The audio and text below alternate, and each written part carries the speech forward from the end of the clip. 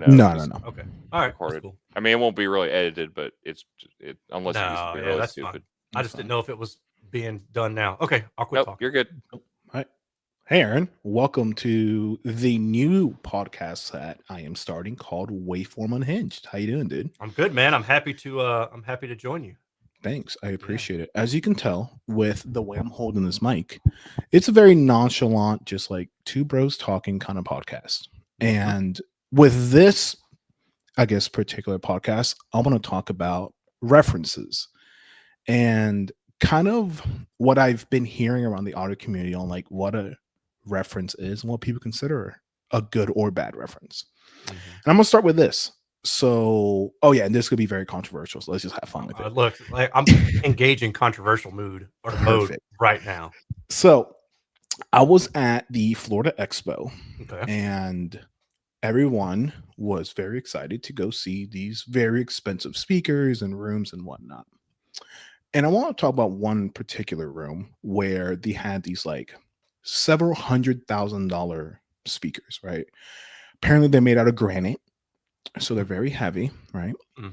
And it was a very large room, minimum 20 by 20 minimum, if not 30. It was a very large room. Yeah, feet. And these for your international audience, feet. Yeah. Feet. You'll get that. You'll have somebody in the comments say, "Give it to me in metric." So I'm just letting you know.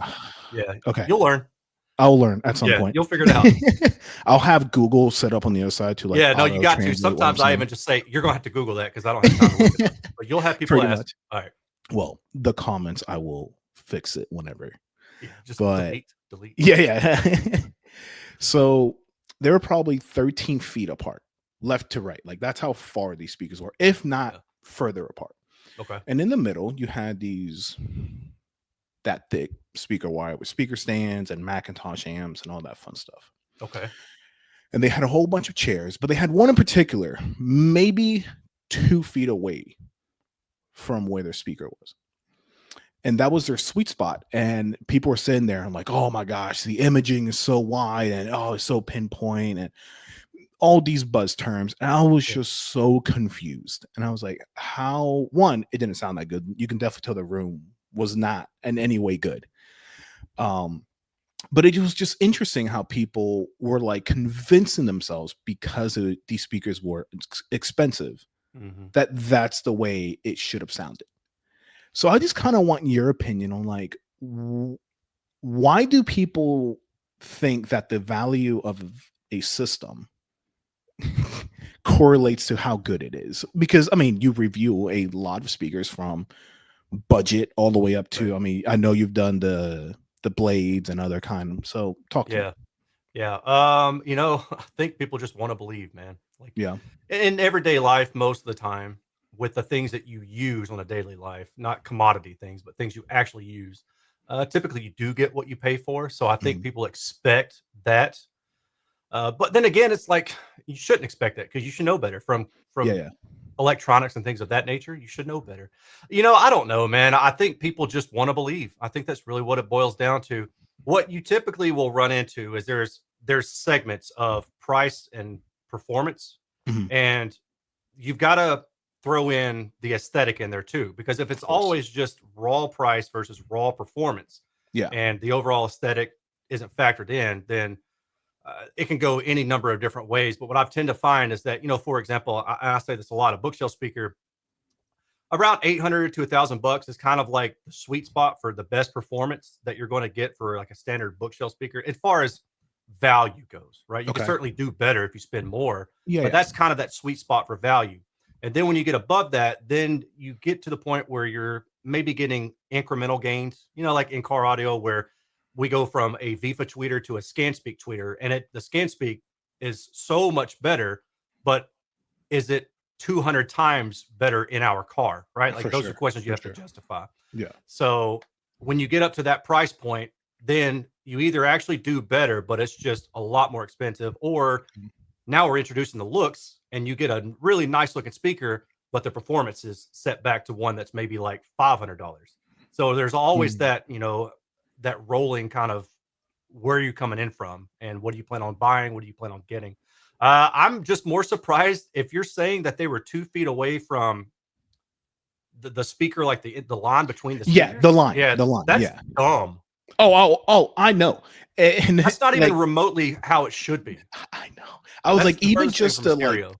the just perfect triangle, just the easiest thing you do, like just figure out how wide equilateral they are, triangle. put yourself in there, and call it a day. Done. Right. And I know you talk about this constantly in your channel, but it's just like it baffled me how like people were like sitting there and they were like getting emotional, and I'm like, what is happening here? And it just surprised me. And like even people in the like car audio community were like, dude, I sat in that room and it was just life changing, or like whatever, whatever buzzword you want to put. And I was just like, and when I was hearing that, I'm like, okay, I have to hear this room. Like, what's so special about it?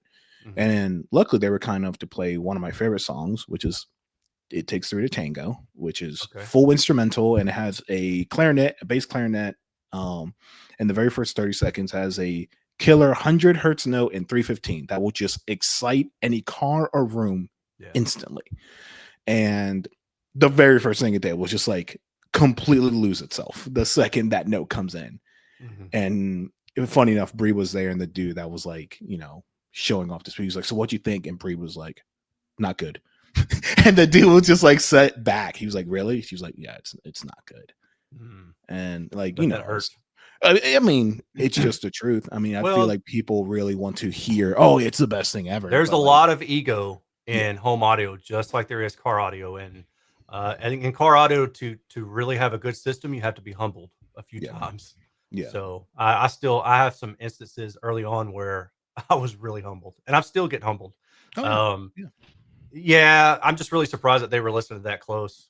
It just says a lot. And the other thing about those shows that I've noticed is that when you go, all right, so as a reviewer, I see other reviewers put out their content.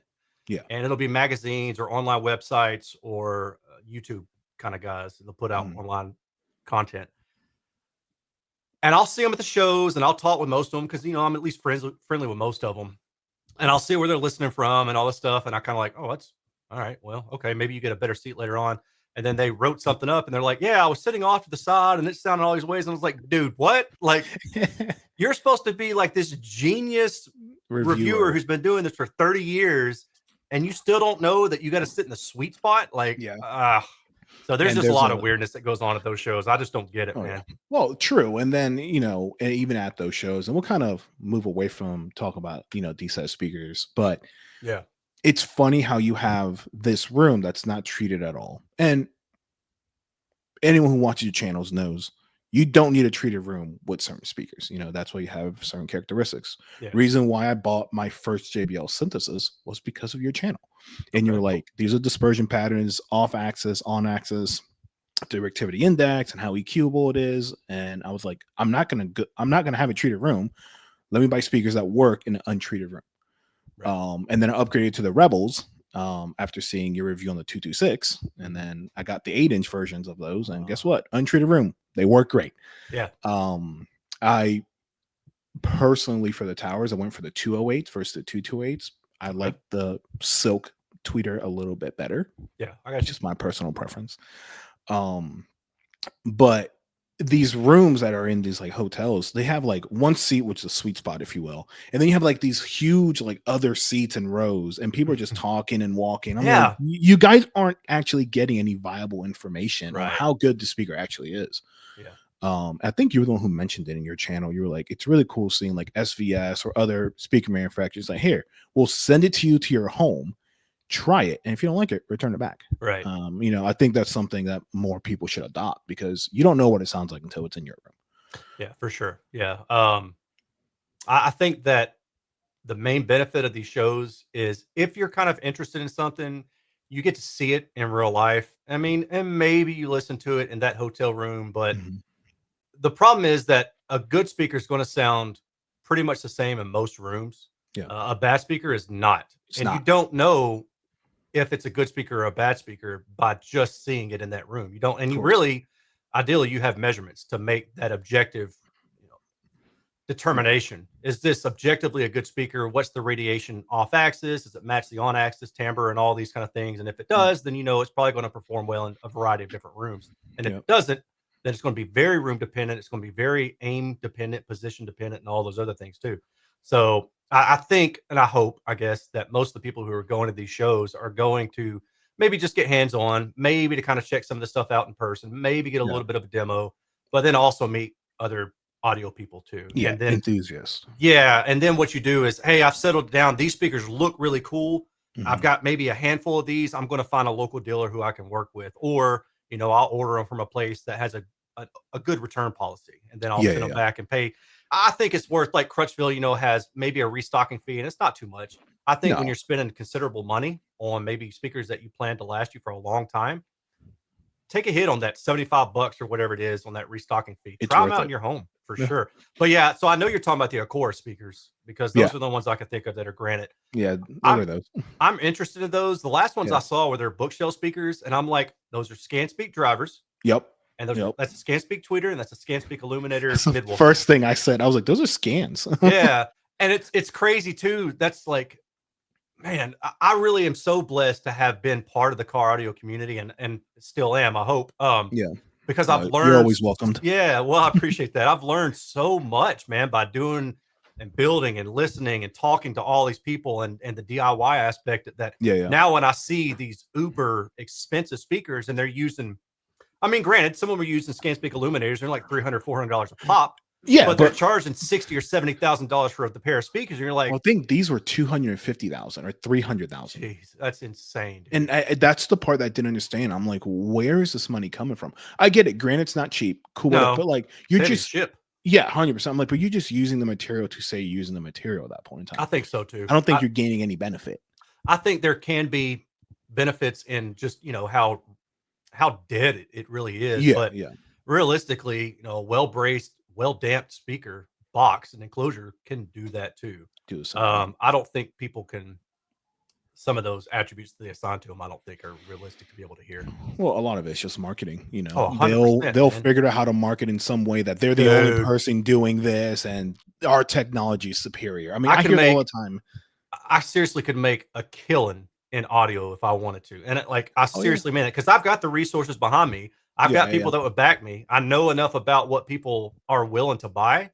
Yeah, that I can make a killing doing this stuff, man. Just dude, I can imagine. I could farm it out, have somebody else build everything for me, and still make a killing. Yeah, yeah. Well, especially with the knowledge and the tools you have, like you said, like you can start making stuff, and have your name behind it and have the data to prove it. Because most companies don't have the data like you'll be able to show. Yeah. And do like it'll just be next level. But but you gotta feel good about charging way too much money. Like these guys that are charging 10,000, 15,000, whatever crazy amount of money for some speaker wire. It's like, all right, at some point, it feels like you're just creating robbery. Like, but people are paying this, so whose fault is it? Perfect. All right, let's just transition to that because that's one question I have for you. All right. So I am in the crowd. Let's use that word. Okay. That as long as it's good OFC, mm-hmm. it doesn't have any type of like corrosion or any of that nonsense. Mm-hmm.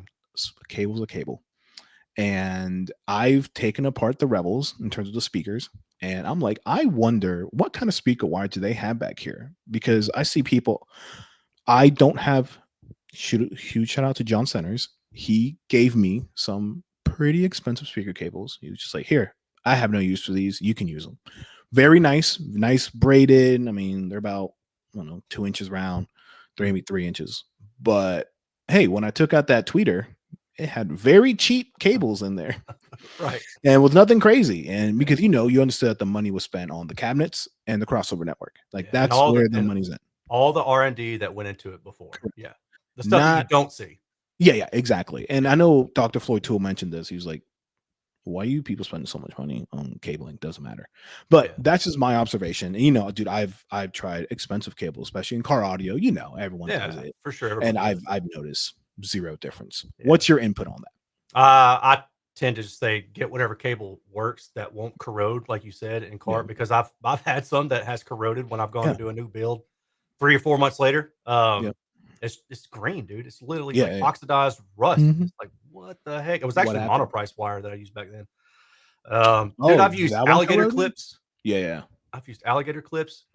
Kelly, one of my friends who competes, he from Tennessee, he came over to help me with an install one day, and he was underneath the car and he was doing something. I can't remember now. And he gets out, he comes over and he's like, "What is this?" I got like a 18 gauge little alligator clip. That's how I have my amp connected to my tweeter up underneath the dash. And I was like, "You see what it is?" Yeah. Like, I've been competing like, dude, it works. But yeah, I definitely agree that you just get the cable that makes the most sense.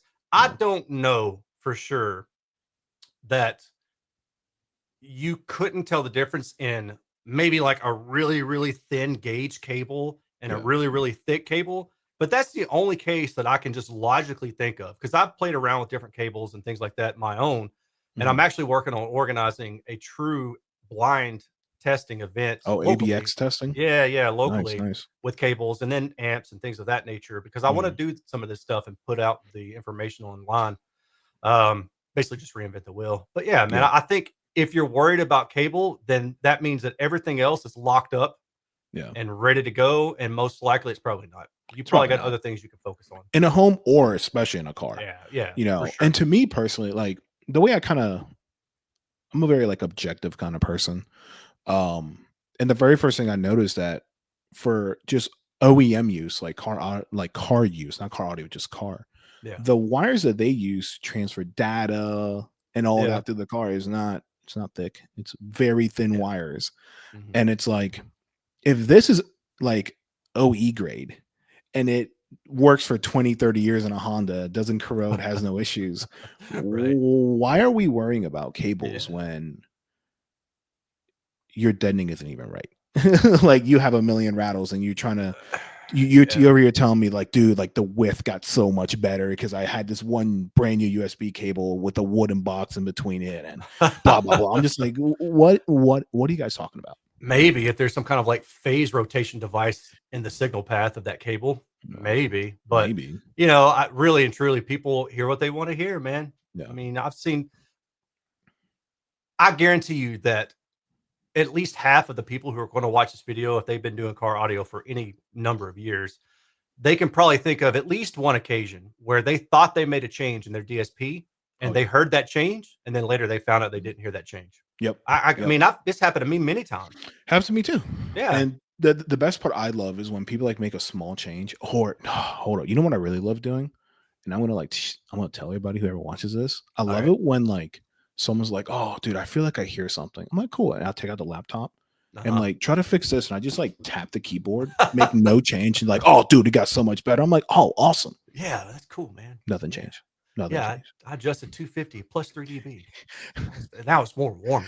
Oh, dude, I love when people say quarter dB or like a 0.10. That's the one where I'm like, like a half, okay, a dB, sure. Oh, for sure. When you start getting into quarters, your threshold of here, and I'm just like, I think if you just tap the keyboard like you said, that'd probably be enough to make you think you heard the difference. Exactly. I really think that, and I say this because there's absolutely people watching this or going to listen to it and going to say, "Oh, I disagree." But I think if they were honest with themselves and they actually did true blind testing, on some of these little itty bitty things, they wouldn't notice a difference at all, and they could easily be tricked into thinking they did. Oh, 100%. And that's kind of why created WaveForm Unhinged to talk about these topics with experts like yourself, to like shine the light, especially to like new people coming into this. Dude, like, hey guys, like I know there's a lot of stuff on the internet where people say, but that's not the foundation.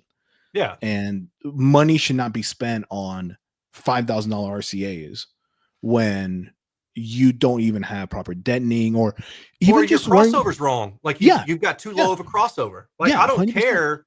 I don't care that your cable costs you $5,000 when you're running your mid-range down to 100 and it should have been crossed at 300. And all I'm hearing is just distortion. Or, hey, let's run a mid bass all the way down to 40 hertz. That's a mid bass driver. Let's play mid bass out of it.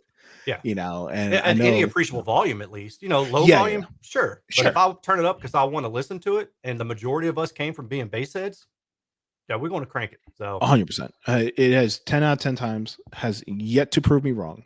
I've had so many customers tell me I don't listen loud. Then I tune it and they love it. What's the first thing they do? Start cranking on it. Because that's what you do. Like whenever it sounds correct, you're going to start enjoying it. I mean, I think in the first 30 seconds of when I tuned your Tesla, you went full tilt. And that was actually absolutely. by accident because I think the steering wheel was turning, you were trying to go down and you went up. Yeah. And you just launched it. I was like, yeah, because I remember looking at you and being like, well, let's just see what it can do. Just turn it up, because I want to know. Like, I want to know, can I break this? Can anybody else break this? That's when I first started into this, it was all about, all about the bass and no treble. But every system that I ever built was with the mindset that if I toss somebody the keys to my car and I don't hang around and babysit them while they demo it, are they going to break it? Because, that's the other thing too, is when I first got into it, people would sit in next to you. You'd be demoing their car and they sit right next to you. And I'm like, I can't listen because I feel weird because you're sitting there staring at me, waiting for me to say something to you about how awesome. So it got to the point where I was like, well, I'm not going to do that. Here's my keys. I'll be over there somewhere. Just come get me when you're done. Yeah. But in order to do that, you have to be able to let your car take a beating. I think it's an interesting topic, and you can stop me if you think it's not. But kind of in the same vein about making changes and somebody not knowing. Yeah. I cannot tell you the number of times that when I was really heavy on the forums on DIY mobile audio, and a lot of us competitors were, we would purposely, before a show or a get together or meet, we would purposely say something in our build log or post a picture in our build log that wasn't really the truth, because we wanted to get people thinking that we were making this change. Interesting. And then, like, it goes back decades now, and Clifton, who was listening, I'm sure can jump in on this. People would just, the easiest one is they would put a tweeter in the pillar, or put a tweeter on the cell panel, and it wouldn't even be active. It was just there for looks, and a judge would get out. Oh, it sounds really wide, and it's like everything's buried in the dash corners. Yeah. So it's super easy to trick somebody. I think if you want certain effects out of your system because a judge, and you get continuous feedback that this is the case, that a judge wants X, Y, or Z, before you try to do anything crazy, just stick a fake tweeter there. I mean, you can buy blown tweeters at online or eBay or Parts Express tweeters all day long for nothing. Just put it there, or put some grill cloth in its place to make somebody think that you got something there. Yeah. No, I can't agree more. I feel like a lot, unless you start really like training your ears, most of it is just in your head. And I tell this constantly to people because I find it funny. It kind of relates back to references. In a car, especially when we think about bass up front or width being out or depth, that's all in our head because that's not what's actually happening. Like the sub is in the back or up front, or your mids are in the dash, right? Just in my car, in your car. That's objectively where it's at. That's it. Everything else that we're hearing is just the way our ears are telling our brain how to interpret, or our brain taking what our ears are hearing and interpreting. So it's all kind of an illusion. So it's very easy to trick people if from the beginning, objectively, things aren't even happening there and it's just subjective listening. Yeah. Well, stereo itself is an illusion. Yes, like that's what it's designed to be. And then the recording, like what we hear depends so much on the recording. When your system's done, it's done. You're not getting crazy stuff out of your system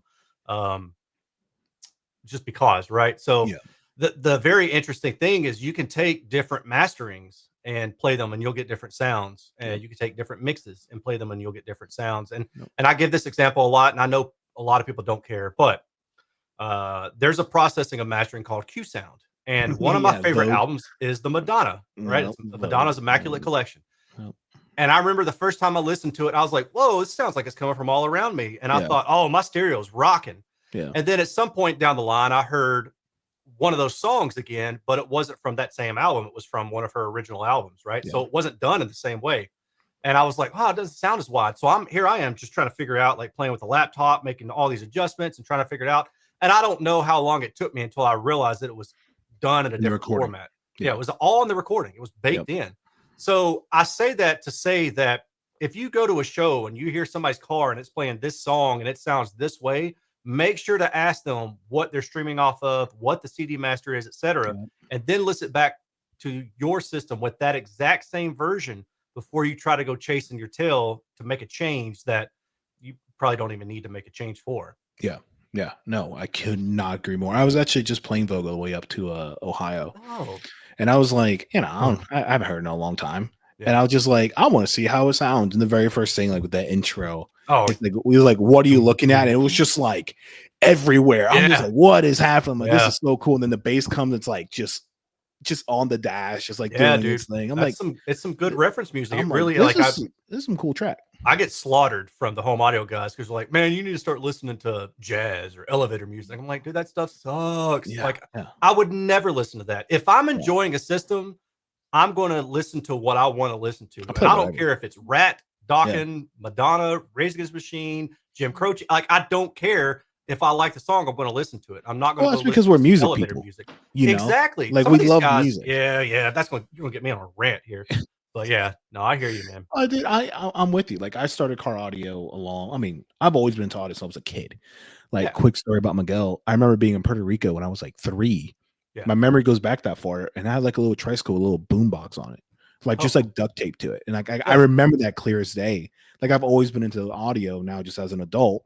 Yeah. My car is that tricycle, you know, and I just like I love enjoying music. Every part of my existence, I always have something playing. That's just who I am. I think the vast majority of us in this hobby are probably that way on the car audio side.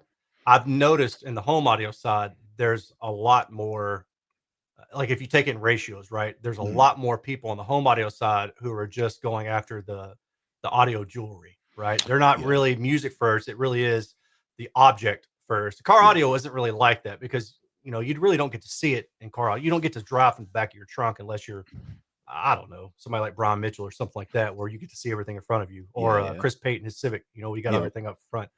But yeah, I mean, so the jewelry stuff is like the extra stuff in car audio, the jewelry stuff in home audio. It is the extra stuff, but you see it. So people go after that more directly than they do after the replay and the music playback. It's more devices. of a furniture piece than Absolutely. actually. Yeah, I mean, it's a lot of it too is architectural. I mean, 100%. really. Yeah. So you run into a lot of people who are really kind of uppity about what they, because they've been trained. Oh, audiophiles have to listen to this. So to be an audiophile, I also have to listen to this. It's like, no, dude, music first. You know, you talked about you. I've got a picture of me when I was like 2 or 3 dancing on my coffee table to Michael Jackson's Thriller. Then I have really fond memories. And I'm saying this because I'm curious if anybody listening also remembers this. When I was about 8 or 9, so this is like way before your time, man. It's probably been like 1989. Hey, you wait, 18. Hold up, man. How old are you, bro? Yeah, you know, hey, look, I age well. What can I say? Probably 89 or 90. They had these things called pocket rockers. And it was like a little miniature cassette tape, and like probably like that big, you know. And it had one song on one side and another song on the other side. So I had 2 that I can remember. I had the Bangles and like Walk Like an Egyptian. And I can't remember what the other song was. And then I had Huey Lewis and the News, Hip to Be Square. And I remember just riding up and down my street on my bike, just listening to that flipping over it and over. Yeah, dude, just over and over. Like get down to the other end, flip it around, ride to the other end, you know. So yeah, dude, it's music first for sure. Music's always first, you know, and I've got an appreciation for like good masterings. And like, you know, because the circle of confusion exists, you know, whoever's read Dr. Floyd Toole's book, it's very apparent. Long story short, for people, the listeners and watchers that don't know, essentially the recording studio has their own setup that they have and how they tune to for their speakers. And then that gets reproduced to yours end, and then yours has a completely different like coloration or characteristics to that. And then it's just continuous loop of no one actually knows what the artist like intended because the artist isn't there. Yeah, even the artist doesn't know sometimes because I mean what they got is different than what the producer came up with. Yeah, you know? no, 100%. And just like you said with like the Q sound, I'm pretty sure Madonna didn't want what are you looking at to come from like everywhere in your car, but it was cool. She probably gave it her blessing at some point, but the original album wasn't like that, you know? Like that. So then they go and change it completely to get something else. No, 100%. But music is fun, and that's what we do this for. Yeah, for sure. But let's talk about. All right, this is gonna be a fun one. Okay. So, do bigger drivers produce a bigger soundstage? No. Okay, cool. I know that, but a lot of people think that the only way to have a big sound is to have a 5-inch or 6-inch mid-range. And that if you take a bookshelf and you take a tower, well, the tower is going to have a much bigger. And, you know, I know that I'm trying to figure out if I should say this or not. I feel like I should. If you're going to say a name, maybe not, but Not a name. Okay. A brand. No. A car audio company that makes money. There are classes out there Okay. that have several different references with different size drivers that apparently produce different size images. I'm going to leave it as that. The people who know. Different size drivers inside an enclosure, a home, will produce or can produce a different image in terms of size. Yeah. All right. So I know that's not correct. From you, it was a video you produced years ago. Yeah. And you literally, you talked about this, and I was like, that makes so much sense. But I feel like a lot of people just kind of like don't pay attention sometimes, to that, because it makes too much sense, and they're like, Aaron can't be right.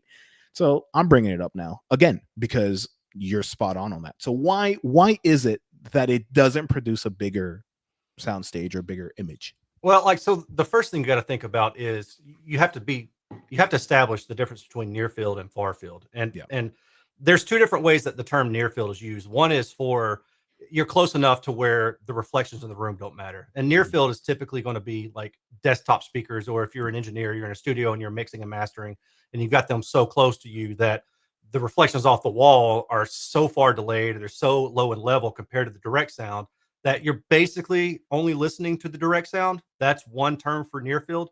The other term that we use in home audio is, or the other way we use it for home audio is, you're far enough away where all the drivers match, they blend together. So your tweeter and your mid-range blend together as one cohesive unit.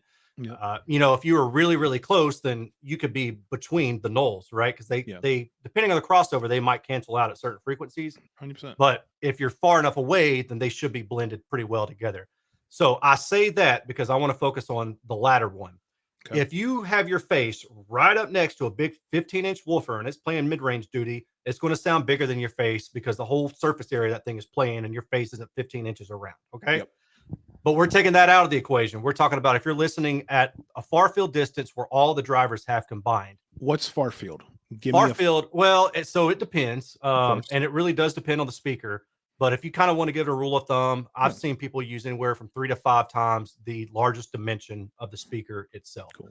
But really, if you picture a standard mid-range and a tweeter, like a mid-woofer and a tweeter, so a 6.5 inch and a 1 inch dome tweeter on like a bookshelf type size speaker, a meter typically is adequate to be in the far field because the tweeter and the mid-range have aligned themselves in propagation. So they create one cohesive wavefront. For very large speakers, dude, you could be talking meters away. Yeah. And I've got a review of a tower speaker coming up soon that's about 52 or 53 inches tall. Wow. And the manual for the manufacturer says that you need to be 4 meters or more. Oh, wait. They say you can be 3 meters, but ideally you're 4 meters or more. Yeah. So you're telling me that you don't always want to buy the biggest tower and put it in a small room. In a small room. Yeah. That's crazy. That's true as well. So with all of that said, and hopefully everybody follow me because I tend to go off on tangents sometimes. No, you're good. I think the easiest way to think about a small speaker sounding big or vice versa, or the sound of the stage being large, depending on the size of the speaker, is you've got 3-inch mid-ranges and pillars. They're time aligned, they're phase aligned, everything's EQ, all that stuff. Everything sounds great. Nice, solid center image. Maybe it's like this big around, whatever. Yeah. The stage is, reasonably large or whatever. Yeah. Take one of those mid-ranges, flip it out of phase. What happens to your image? Blows out, right? Now there's no focus. Yeah. And if there is, then something's wrong. But it's huge, right? So you would say that's a big sounding speaker, right? Well, it's because it's wrong. Yeah. And what I've run into is most of the time that people say big speakers sound large is because the crossover between the different drivers are not done well to where the different drivers integrate. Yeah. So you're left with all these little weird phase anomalies where things just don't integrate well. Yeah. And now the speaker sounds, instead of like one point source, one cohesive wavefront coming at your head, you've got this really large sound that's scattering from the speaker. Even line arrays don't work like that. Line arrays spread sound evenly, but it's designed to where you can be in different places and have essentially the same sound. But those are kind of an anomaly in the home audio and car audio world. Mm-hmm. So yeah, I would say that if you're under the notion that just because a speaker is large means it's going to sound big, that notion is probably because you've listened to some really poorly designed speakers. As simple as that. Which brings me to my next point, which is, well, 2 points on this. Let's start with 2 points. 2 chains. No, there you go. All right, I had you, dude. I had I was you. just making sure. I had you, bro. So let's go back to expensive speakers and just talk about speakers in general. Yeah. The very first thing that you taught me because of your channel is, hey, objective measurements make a huge impact. Yeah.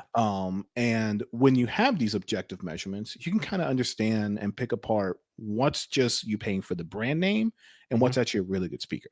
And you start realizing, like you said, there's a beautiful sweet spot that exists where like speakers really, really, really good. Right. Anything more than that, you're buying furniture. And or the opposite end where you are now getting a worse performing product. Okay. So let's take the Rebels that I have, the F208s, right? All right. Yeah. Those actually you haven't measured those. Let's use, but we can start with those. That's fine. Let's use a 226BEs. Okay. Because they're very similar. They have pretty good directivity index, pretty good on and off axis response. Yeah. Very decent dispersion in terms of horizontal and vertical, not too bad. You always have the issue because the tweeter separate from the mid-range, not connected driver. Right. But if it did, like the Kefs do, and we'll talk about the Kefs later on.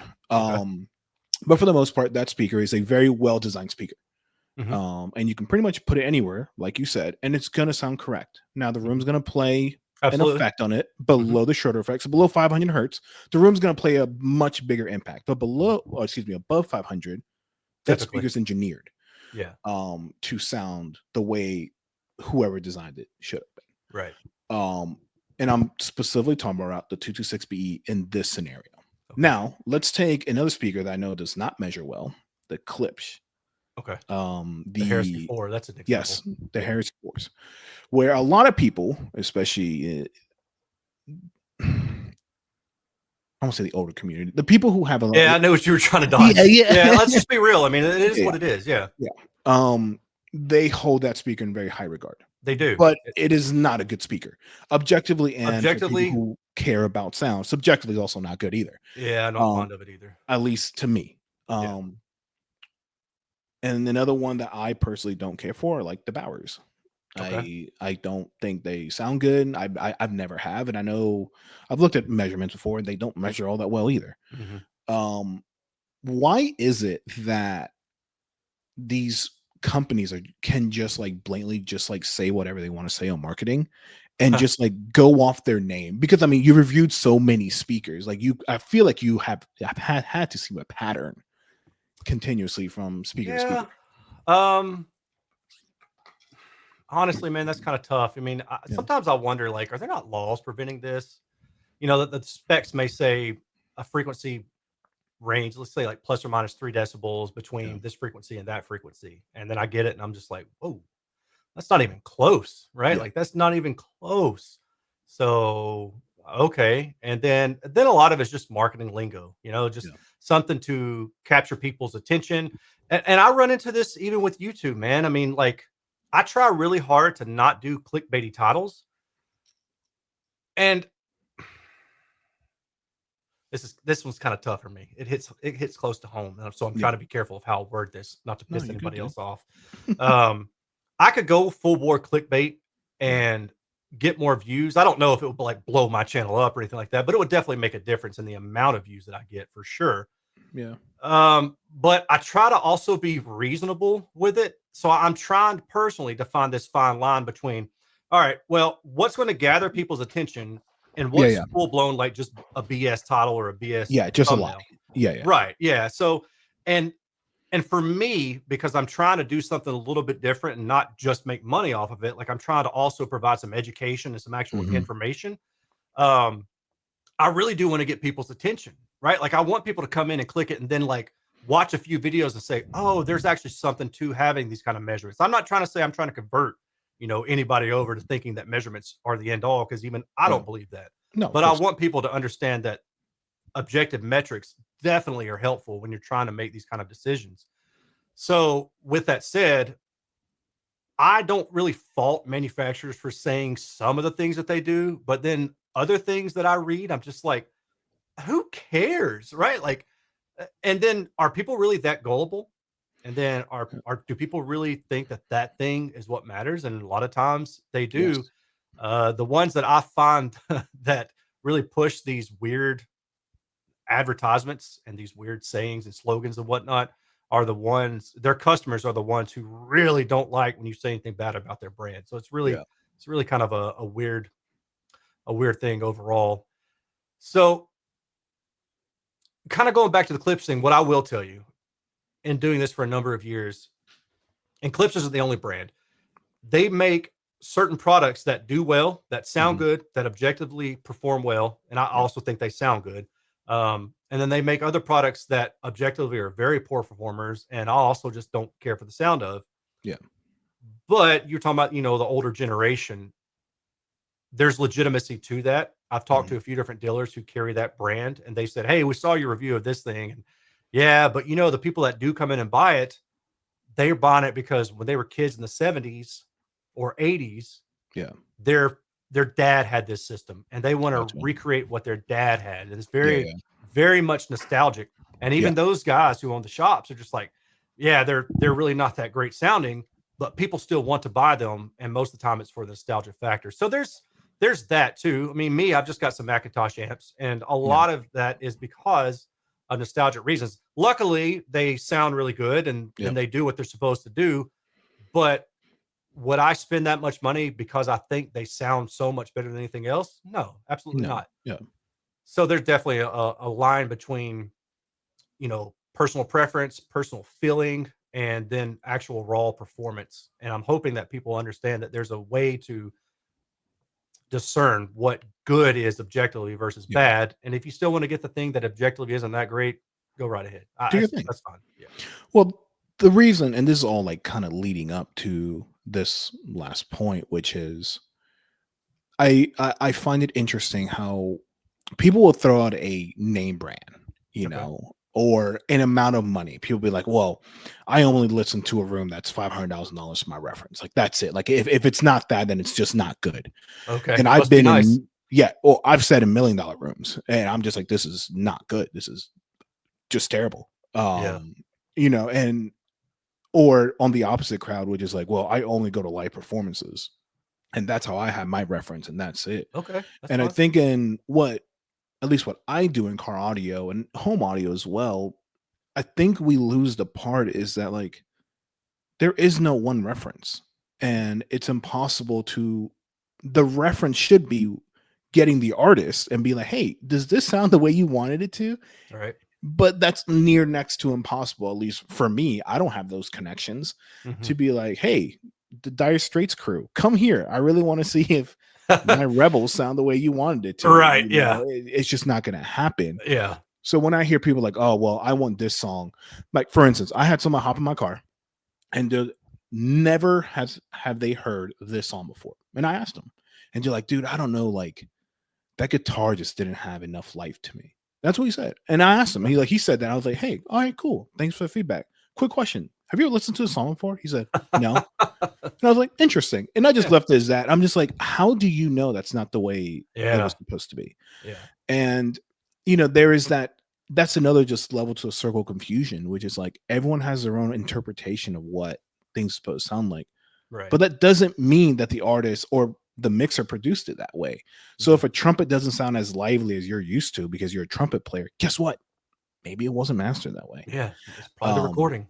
Yeah, so that's why when it comes to going back to the objective measurements of finding a speaker that objectively is good will get you closer to a good reference to understand what that song was supposed to sound like, because it doesn't have all these weird anomalies coloring the sound like crazy. And to me, my end game speaker, which, knock on wood, Brie will let me buy, are the Kef Blades. I have heard those things many times before, and I actually put them, once again, thanks John Centers, right next to the F208s, like 208 blades. And I had my old JBL synthesis, Revel 208s, and blades, and I was able to like compare each one.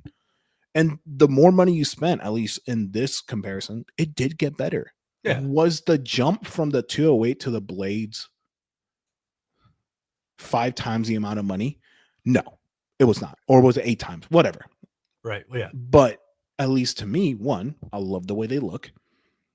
I love the dispersion patterns of a concentric driver. Yeah. And I think that Kef is probably, at least in my opinion, one of, if not the only brand that knows how to really make a concentric driver. Yeah. That the mid-range doesn't affect the tweeter dispersion when the mid-range is moving in and out. Right. Yeah, Genelec is another one. And oh yeah, thank you. Yes, Andrew Jones at MoFi does a really good job with that too. Yeah. Yep. Andrew Jones, he also did it with the ELAC novice as well. Yeah. Andrew Jones. Yeah, I've actually spoken to Andrew Jones several times on the phone. He's a smart dude. He's super nice. Yeah, he's super nice. Yeah. Super nice. But it's like objectively, these speakers measure really good. All three of them do. And the more money you spend, the better they are. But it was like with these Kef blades, I don't see how you're getting better. And then funny enough, you did your measurement and you pretty much said the words out of my mouth. You're like, I don't know how you're really going to get much better than what these blades are doing. Yeah, it's tough. I mean, there are certain things about them that I personally would want different, right? Yeah. Like their radiation window is about plus or minus 50. I would personally want it about plus or minus 60. Because it seems like every time that I really just enjoy a speaker and feel like that nice spaciousness, and then I go and measure it and I look at the data, most of the time it's like around 60, maybe plus or minus 5 within that, but it's around 60, 60 or 70. And that's something I look for in a speaker. And that's just another thing about the data, like, do I like narrow dispersion or do I like wider? If I like something below 50 degrees wide, plus or minus 50 degrees, then I'm going to look at that. If I want something wider, then I'm going to look at these options. Yeah. But yeah, no, I agree with you. Yeah. So with the Kefs, the thing that, because I don't know that I'd say I'm a fanboy. They've got some designs that, aren't fantastic, but the Blade 2 Meta that I've heard in my room was like freaking amazing, dude. It's still the best speaker that I've heard to date. Really? The thing that I liked about it was everything came from a true source point, right? Yeah. They didn't have the woofers below it or above it or anything like it. It was all up here. Yeah. And I've never heard a speaker do the things that speaker did. And that's why I said, I don't know what else you do to get better than that. I really don't. Yeah. Now, having said that, would I consider other options for other reasons? Yeah, sure. I mean, definitely. But I still think it's a fantastic sounding speaker. Yeah, because those aren't output monsters. No, they're not. Yeah. Yeah, they're not. Like, and that's another thing to consider is like, they get low and they get loud enough for most rooms, but if you have a large room, you might still want to complement them with a subwoofer. Yeah. Well, just in general, because I mean, Bree and I think about like creating like a movie/music room. And it's like, could I use these for like theater use? And then that's kind of dual purpose. And like my Rebels, you could, yeah. But like right now, like when I went from the this JBL synthesis with the horn to the Rebels, I saw a pretty big difference just in terms of like how loud I'm willing to push this thing during movies. I was a lot more dumb with the synthesis because I knew the tweeter was not going to blow on me. Right. And funny enough, I actually blew a tweeter on the Revel. I did. And they sent me a new one. All right. I think it was just something weird happened. I wasn't even listening loud. I was listening like 95 dB. That's loud, man. That's loud. That's pretty loud. I was getting loud. But it wasn't like I was like well into the hundreds. Yeah. But like, and out of nowhere, just like one side just sounded like it just lost everything. And it was the right side. That always sucks. I hate when that happens. I'm like, what just happened? And I go there and I just smell it. And I'm like, well, there goes the tweeter. And I was like, man, that tweeter's doing a lot of work. Cause it almost seemed like that whole tower just like went away. Yeah. Oh, it's wild when you lose a drive and you're like, that doesn't make any sense. What happened? It was only playing this band. Yeah. At least with home audio speakers, when something like that happens, it's easy to replace. With a car, you've got to pretty much get everything gutted from the car to get to that speaker. You got to go underneath the dash, rerun the wires and all this stuff. Yeah. So I've dove into, because I really want to talk about references, which we are. Okay, yes. I've been diving into headphones lately.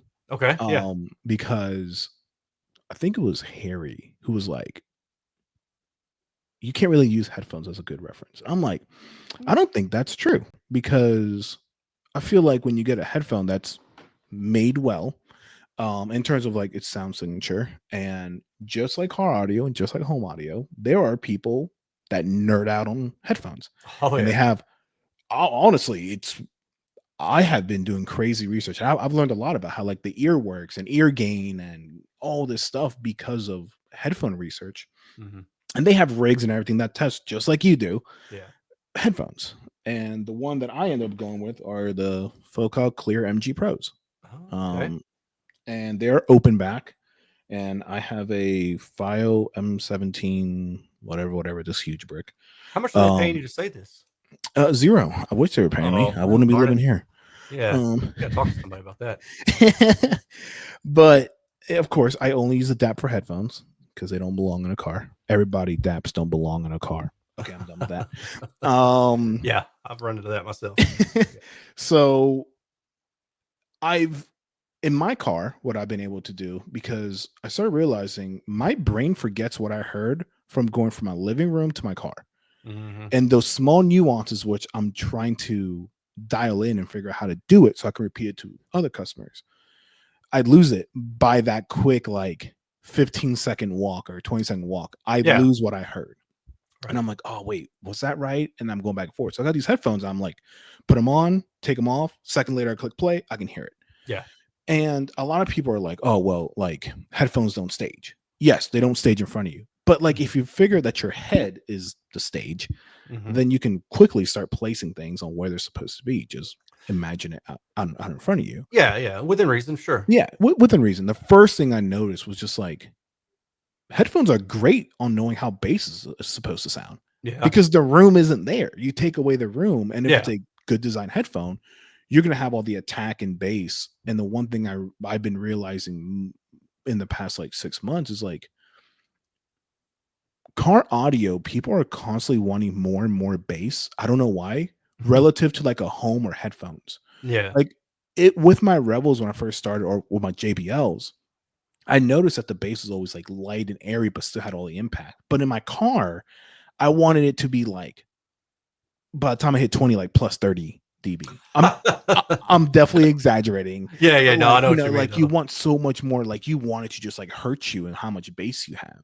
Yeah. And it's like if you start taking away bass, then it almost seems like you have more impact and attack. You do. No, yeah, because the impact and attack are in the mid range. Right. And that's the where tweeter. that's where that definition. Yeah, and the tweeter too, lower tweeter especially. Yep. Like that's where that definition is, you know. So but upper mid range. Yeah, like a lot of it lies even like 600 to 800 where the snare is. Man, you add a couple little dB like somewhere in that right region, and it makes all the difference in telling like this. You can tell like the skin effect, right, of hitting a snare. So, but the other thing that I've noticed, I mean, it goes in tandem with what you're saying is car audio people want more bass. Yeah. I've noticed that to be true, but what I've tend to find is that it's because there's something not aligned correctly between their mid bass and their sub. Yep. So they're trying to make up for it in overall gain. And then it just washes out that lower mid bass, lower mid range area where that detail kind of lies and it gets muddied up. And so, so then it's just like you're running back and forth trying to fix this thing and try to fix this thing. But your problem is over here, right? Yeah. No, I cannot agree more with you. And the one thing that I'm trying to make people like stop doing is immediately cutting 2K down. I'm like, guys, that's that's like your upper mid range. Like that's a lot of where I call your attack and detail coming from. Yeah. And the second you scoop that out, you lose it. Right. And of course, it's a balance between the ear gain and how your ears, and everyone is going to interpret 2K to 4K slightly different by the shape of our ears and whatnot and how big your head is. But don't just immediately like bake into your curve. Hey, I'm going to scoop out 2 to 4K because I just don't like it. Like you don't know what you don't like. Just tune it flat and then just go through band limit pink noise. And then when you hit it, you will know when the ear gain region happens because your ears are going to start like, hey, this isn't comfortable. Yeah. And then you can start like tailoring that a little bit. And it's also the recording too, right? So there's yeah. always that. That's a tough factor too. Yeah. Going back to the headphones thing, I think it's great. You've got to have a known good reference, right? So you've got to have some kind of measurements for something like that because you need to know what those headphones look like. Yeah. If you go on to strap any old headphones on, they're going to impart their own coloration, and then you're then that's the circle of confusion too, right? Because then Yep. you're trying to tune to that headphone curve, and that headphone curve is not good. No. But yeah, I mean, I've done the same thing. I remember when I used to sit there with my iPod, and then I would have my iPod. I would have two iPods, right? I had one iPod in the glove box and the other iPod in my hand, and I would have the headphones plugged in, and then I would listen to the song through my stereo in the car, and then I'd put my headphones on, and I did that back and forth. And I know a few guys who've done setups in their own car where their headphones go, like John Kaiser. I don't know if you remember John, because I don't know if he's still competing or I don't think he is, but at one point he had it set up to where he had, I think it was an RME. I don't know if he had the whole DAC in there, but basically like he had a setup where he could plug right into that and with headphones and listen to it and then take those off unplug. And he could tune that way. Like he would tune, via DSP computer, but then he would go doing his fine tuning by ear to try to match what those headphones, what his reference was like. And I think headphones for a tonal balance reference is kind of a no-brainer on it. It just makes everything. I can't agree more. It takes everything out of the equation, but you have to trust or know that your headphone is a good reference. Yes. And just like we just spoke about home audio, just because you have a brand name next to them does not mean they're good. Yeah. There are many focal headphones. I'm going to say one out. The Stelias, close back, suck. Yeah. They're not good. And objectively, you look at the measurements, they're not good. Yeah. But these focal clear MG Pros, the red ones, you look at the rig that they measure it with, and guess what? It measures really, really well. Okay. And then you put them on, and because these are open back, you get a lot more spaciousness than some of the closed back headphones. You don't get that bottom end grunt that, the closed backs give you, but you can at least for the most part understand, I call it 40 hertz and above, what the bass should sound like. I think it's just a good way for car audio people to like realign themselves. Cause I feel like a lot of people go from being a bass head and then like, I want to do SQ. And at least for me, when I first started, I struggled with that. And I always asked me like, oh, how do I get bass up front? And then, when everyone tells you like, turn down your sub bass, I'm like, this isn't even enough now. That doesn't make any sense. What are you talking about? I need 315s back there to to make up for all the phase cancellations that are going on because I don't know any better. That's the real truth. And as I've learned and grown throughout the years, I mean, dude, I remember 6-7 years ago now, I used to hit you up while messaging like, hey dude, I know you don't know me, but like, I just like asking you questions because I started watching Aaron's Audio Corner and I was like, dude, you know a lot. I know nothing. Teach me. Yeah. Well, I still don't know as much as I would like to know, but I've learned a lot through trial and error and making pretty big mistakes. Oh, dude, I failed so much. It's not even funny. You got to fail in order to, at least unfortunately I do. I have to fail to learn. Yeah. So yeah, I remember meeting you at the Texas show the first time. You were driving, was it a Mini Cooper or something like that? No, it was a Black Mazda. Was that what it was? I don't know why I thought Black it was. Mazda 6. You had Audio Frog stuff in there? Yeah. And it sounded so bad, dude. It was so bad. You're right. It sounded terrible. Dude, it sounded so bad. I don't know if I ever actually heard it. You didn't. Thank God you didn't. Because I tuned it flat. And when I mean flat, I literally flat. Yeah. Because I read it on a Reddit post. And so that's what they wanted. So I tuned it flat. No. Flat in room, flat in ear, flat in car. Anything. Terrible. You only want flat anechoic when there's nothing around the room. There's no reflections. You just want what's coming directly out of this thing. Yeah. That's flat. Anything else, you don't want flat. Not flat. Yeah. Oh, on that standpoint, also, everybody, if you're trying to EQ speakers, one, if they have measurements, get them. See what the DI is, because it'll tell you if it's going to be good or bad EQing that region where you don't like. Yeah. But two, don't EQ about 500 hertz. Yeah. Typically. Yeah. So the caveat to that is, and when we say 500 hertz, just like for those who don't know, basically there's a breaking point in the room and it's a transition range. It's not, I say 400 to 600 hertz for most rooms. It's kind of where that region is. But it depends on the size of your room. Yeah. And essentially what it does is it turns from where the speaker is the dominant source of what you're hearing to, in lower frequencies, the room is the dominant source for what you're hearing.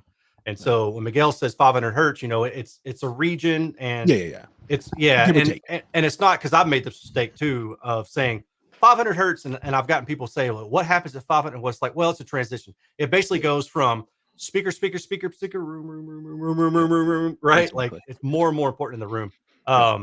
But yeah, don't tune for flat in a room for sure. Don't And do that. I've done that plenty of times. Direct live, I've 20 done to that. 20, baby. Yeah, man. Well, Flat as car can be. audio is just like, everybody. So the problem is the RTA competitions. When I started competing, which was around 2007, I think was my first competition. So I've been in car audio before that, but I didn't go to my first comp until 2007, I think. I saw the RTA stuff that people were competing in, and then RTA, you competed to where all the little dots were flat, right? And the more flat it was at the higher SPL, the better score you got for RTA. But what I didn't realize was that RTA had nothing to do with how good the car sounded, right? You did not want flat from 20 to 20 in a car or a home or, again, a headphone. So you got to keep that in mind. Going back to not tuning or EQing a speaker in for home audio above, that transition range. I tend to agree, because the idea is that you've bought whatever speaker you like the sound of, and you don't really want to go messing with it. You definitely don't want to let Dirac or Odyssey or anything like that just go and do its own thing all willy-nilly. I think if you have a good idea about what that speaker's already doing, and you're kind of looking at it from a budget perspective, saying, well, this speaker may not be very linear, but it's in a range where I can still EQ it and the reflections match the direct sound, so it'll do what I need to do tonally. Then go ahead, save you $1,000, get you the one that's EQable, and then EQ that to a more linear response, anechoic, and then put it into your room. But without that anechoic data and objective measurements, you don't really know. So you need that information. Which is the point I was just going to make. I'm like, but how do you know? And if people don't understand what the data is telling you, which I think is a lot of the issues, not only in car audio, but in home audio as well. It's like, there's the camp that only objective matters, which is I don't agree with, and there's the camp that only subjective matters, which also doesn't agree with. And I feel like with those two, there's always the they think they know what the data is telling them, and I feel like they don't. And the data, you can almost measure anything, it seems like. And I'm not smart enough to know how to measure everything, but for the most part, you can really understand what a speaker is doing before your ears even listen to it or hear it. But you have to understand what the data is telling you. And you were the first one who introduced me to that. Like, there's an on axis, and then there's the reflection, which is the off axis. And those two, when they hit you, because they will eventually hit you at the same time, if they're different, that's not going to work. And that's when you're going to have those different anomalies, or hey, this speaker has to be in a treated room, or it doesn't sound good at all. Right. No, there's a lot of truth to that. I mean, there are some speakers that really need sidewall treatment, because otherwise you're going to get a very bright, imbalanced speaker. And some people may like that, but I don't. And if you're looking for closer to accuracy, you want an overall more linear speaker. And the slope rate of that in-room response, I mean, okay, ideally it's kind of linear, right? But the rate at which it starts narrowing up, that can certainly be preference. Like, you may want a wider radiating speaker, you may want a more narrow radiating speaker for one reason or another, right? So that's certainly preference. But it helps to know what you're looking at. And that's one thing too about my reviews, is sometimes I have to kind of reset my own reviews, because I realize, like, now that I've got more people watching, I kind of need to explain to them what this stuff is. And I've got a whole playlist of what the data means, but every once in a while I'll kind of step back from that and re-explain a specific attribute to a set of measurements that I've got, because it's necessary. No, 100%. It's also a good refresher for me. That's why I'm always watching your videos. I'm like, is Erin going to throw a little nugget out there that I didn't know? And And well, what's cool to me about this stuff is that I'm still learning. And there are other things where I will kind of get into the habit of, these are the data that I'm presenting, and then I'll come across them. Well, like, what's going on with this speaker? Why is it doing this thing? And so I'll dig into a little bit more, and I'll maybe do some extra tests that I rarely ever do, and that'll kind of take me down a trail of, take the speaker apart, look at it, try to figure out, well, okay, maybe the cutout isn't notched enough on the backside. So there's some kind of resonance creating an issue for the mid range, right? And just little things like that, or like the magnepans, we had to put them outside and measure them like that again. Yeah. I mean, well, that was for the people who said you can't measure them properly in a clip. Like, no, yeah, you can. Let me show you. Yeah, you can. I can show you. Yeah. It's stuff like that. It's fun. It still is fun. I can't complain. I mean, I could, but people like shut up. So I'm not like, what's the point? No, dude, I honestly, that's a great thing to hear, because I tell this constantly to people. I'm like, when I tune your car, I'm hoping at that point in time, I'm going to give you everything I got. Yeah. In 2 years, if I retune it, if I can only give you the exact same thing, I haven't done my job. That means I'm not learning. I'm not getting better. My goal is every single time I go retune a car or even my own car, I want to make it better. Yeah. 100%, man. There's so much to audio, which is why I love it. Yeah. Because like there's just so much to it. It can be as hard or as simple as you want it to be. Absolutely. No, I've said that a few times myself. I mean, we call some people an audio checkbook competitors, right? Where they get a car, they take it somewhere and have it built, and they have somebody tune it. I've never been one until this last car, and I was like, I ain't got time to build this stuff. I'm gonna call up Mike, up at Sound Factory in Knoxville, and take it to them, had them build it. And then I had it for months and I never tuned it. And I was like, I'm gonna give Miguel a shout because he'd be tuning stuff. I'll see if he wants to come up here and help me with this, right? So I give you a shout. I got a good tune out of that thing. And then before I went to finals, I was like, I've got to do something, because I can't just show up with a complete checkbook tune, so I've got to do stuff. So then I worked on a little bit, but it was it's also kind of good for me to do those shows, and in the same vein, also go to these audio shows, the home audio shows, is because when I do the car audio shows and the home audio shows, there may be something that I haven't paid attention to in a while, where my own preference has kind of gotten out of alignment with what it was before. And sometimes that's fine, but other times, if I get too far out of whack, then that affects how I'm viewing things in the data, how I'm analyzing things subjectively when I listen, right? So I went to finals with the Tesla and got judged, and the first judge gets out and he's like, overall it was good, everything was fine, but he just got a little bit too much bass. I'm like, oh, okay, well, I like a little bit too much bass. So that's cool.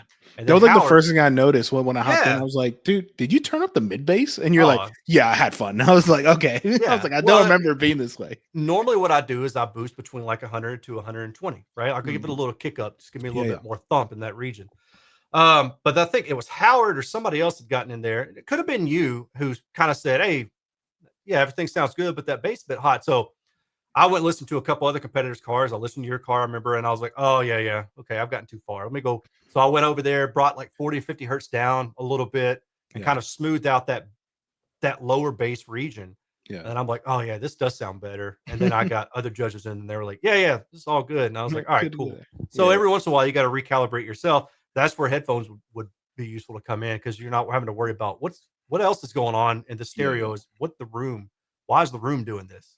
Yeah, no, dude, 100%. And anyone, especially car audio community. I mean, people spend because these headphones are only $1,500. They're not expensive. I mean, okay, in the relative, we just talked about $30,000 or $60,000 blades. And yeah. Well, how good they sound. No, I hear you. And certainly for some of the car audio and home audio community, they got money to burn. Yeah. But yeah, maybe you should look into alternates that you could recommend on future episodes. You could say, hey, there's these $200 ones that are pretty good. Because Iaska used to have this deal with German Maestro. I don't know if they still do, but Travis, maybe if he winds up watching this, he could answer it in the comments. They used to have some German Maestro headphones that they said they they judged by. That was their reference. So the majority of the people, this is like 2015 when I first bought those.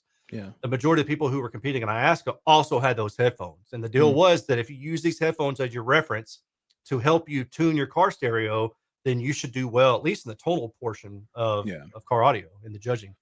So, I think it would be helpful if there was some sort of streamlined reference. Yeah. But you can't do it for home audio, right? I mean, no, let me back that up. For car audio, you can't have a reference home audio system, because the room is always going to change things below 300, 400, 500, 600 hertz or whatever. But you can at least have headphones as a recommendation, and you can say, hey, these are $200 if you're really serious about trying to do well, and you want the extra leg up. Yeah, check these out. Right. Personally, and the reason why I'm I hear what you're saying, but I think I'm gonna still settle for just get these focals. Dude, I have tried so many. If you've got the money, I think that's. Let me put it this way. Finals alone, I spent $2,500 to attend those 2 days. Yeah. People in the car audio community, my Brax ML10 front sub was $1,500, and that's for one speaker in my car. And I know there's a lot of other people out there that have Accutens and Micro Precision this and AB this and blah blah blah blah. Keep going. $5,000 Kimber cables because hey, whatever. Right. Yeah. I personally think if you're serious about audio and really want to know, like, hey, like, how far can I push my car? Like, is my car right or wrong? I think a $1,500 investment that can easily train your ears and you can know what's right or wrong. I mean, most people have DAPs anyway because for some reason it was a DAP craze. So perfect. You don't even have to buy anything extra. Just buy the headphone. Right. And you have a great, I mean, I can't even think of, I know there are some Sennheisers out there that are pretty decent. But I know like the Bowers and Wilkins. I don't remember. I remember the. They actually any good? I mean, they're terrible. Like their headphones, dude, they were I don't so know bad. thing good. Okay, yeah, they were so. I mean, it wasn't even funny how bad they were. I think that there's a fair amount of more budget friendly like IEMs. That seems to be IEMs 100%. Yeah. That seems to be. So I think that. All right, so let's back this up. Yeah. At finals, I noticed that the vast majority of the cars that were there had a lot of money into them. Yeah. A lot of money into them. Yeah. But man, when I started, dude, I was still in college. I was working 2 part-time jobs, kind of scraping by. And any money that I made, I remember when $80 on a pair of Seos midwoofers was a huge deal, right? Really? Yeah. And that was when I first started competing. I mean, I think my first competition was with Tangband 3 or 4 inch drivers and some cheap little 3/4 inch dome tweeters. And I don't even remember what the mid bass drivers were, but they were something, right? And then I remember stepping up to some Seos Excel, Seos Nextel, and eventually some Scanspeak, and then going up from there, and then kind of coming back down sometimes too. But I would just encourage you as a friend to maybe, hey, these are the golden reference. Yeah. But these other $200 ones, if you're kind of in the budget range and you could swing it, check these out too. And I think that brings in a little bit more affordability to these guys who don't, because you got to start somewhere. Yeah, of course. Not many, but that's the weird thing too is, and I would lean on you to tell me. Yeah. Because my observation is just from what I saw. Okay. When I first started into sound quality car audio competition, the DIY community was huge. Like everybody, I would say that, and this is just kind of an anecdotal number, but I would say that 75% of the people who were active on the forums and active at shows were DIY people. Okay. And 25% obviously then were like shop people and people who were professionals or whatever. Now, as time went on, that divide started growing and it became more and more shop owners. And I don't know what the number is now, but it looks like there's people that have more disposable income to spend on car audio.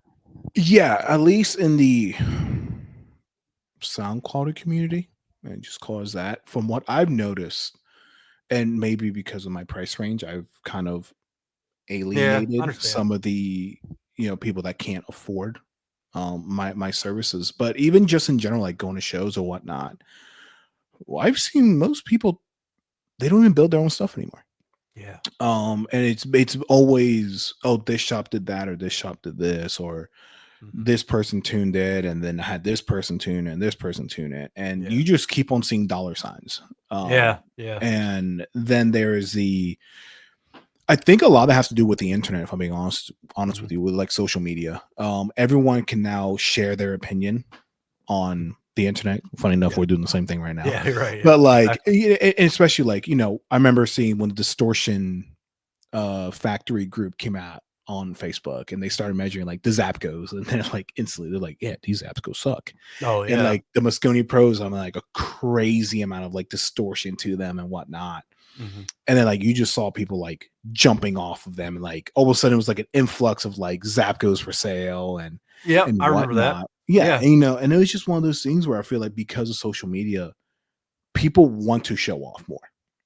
Yeah, and they don't mind spending the money. And I mean, Resonix is another brand that I know has kind of, and myself, but I'll first talk about Resonix. Like before Nick started that, spending like a crazy amount of money on sound deadening was like taboo. Like, nah, you're just gonna use a little bit of clay, a little bit of Dynamat, call it a day. Yeah. And now he has a package of like $8,000 to sound deaden your car. And guess what? Man.